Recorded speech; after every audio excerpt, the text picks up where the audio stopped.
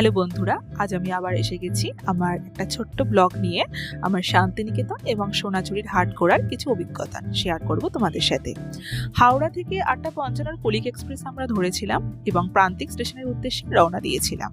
তো ট্রেনটা সত্যিই প্রচুর লেট করেছিল এবং দুপুর 12টা বাজিয়ে দিয়েছিল আমাদের পৌঁছতে।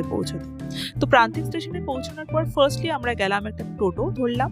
টোটো করে ফার্স্ট গেলাম সোনাঝুরির হাটের উদ্দেশ্যে। সোনাঝুরির হাটে পৌঁছেই একটা হোটেল নিলাম। হোটেলের নাম ছিল হোটেল বাউলহাট। বাউলহাট হোটেলটা একদম সোনাঝুরির হাটের মাঝখানেই একটা সুন্দর প্রাকৃতিক পরিবেশ পরিচ্ছন্ন একটা হোটেল, যেখানে চারপাশের যে ভিউটা অতুলনীয় সুন্দর ছিল। তো সেখানে ফটোগ্রাফি ভিডিওগ্রাফি আমরা করলাম কিছুক্ষণ, নিয়ে আমরা ফ্রেশ হলাম, ওখানে লাঞ্চ করলাম। আর লাঞ্চটাও ভীষণ ভালো ছিল, বাঙালি খাওয়া দাওয়া ছিল। অ্যাকচুয়ালি এর আগে আমরা শান্তিনিকেতন গেলেও সোনাঝুরি হাটের মাঝখানে একদম থাকার যে অভিজ্ঞতা সেটা সত্যিই ভীষণ ভালো এবং ফার্স্ট টাইম আমরা থাকলাম। সোনাঝুরির হাটটা সত্যি সবার কাছে খুবই প্রিয় একটি জায়গা, যেখানে অত্যন্ত অল্প পয়সায় বিভিন্ন ঘর সাজানোর জিনিস, দৈনন্দিন সামগ্রী, মেয়েদের সাজার জিনিস সবকিছু পাওয়া যায়। আর চারপাশে প্রাকৃতিক যে সৌন্দর্য সেটা তো অতুলনীয় অবশ্যই।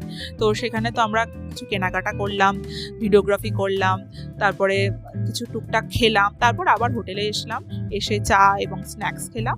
তো সেদিনকে রাতটা আমরা হোটেলেই থাকলাম এবং পরের দিনকে একটা গাড়ি নিলাম বোলপুর সাইট সিন করার জন্য। প্রথমেই গেলাম বিশ্বভারতী ইউনিভার্সিটিতে, তারপরে গেলাম সেখানকার মিউজিয়ামের ভিতরে একমাত্র ঢোকা যাচ্ছে, বাকি সমস্ত জায়গা অ্যাকচুয়ালি বাউন্ডারি ওয়াল করা হয়েছে। 2020-তে করোনার পর থেকে এরকম সিস্টেম হয়ে গেছে। তো তারপর বাইরে থেকেই সমস্ত কিছু ভিডিওগ্রাফি ফটোগ্রাফি আমাদের করতে হলো।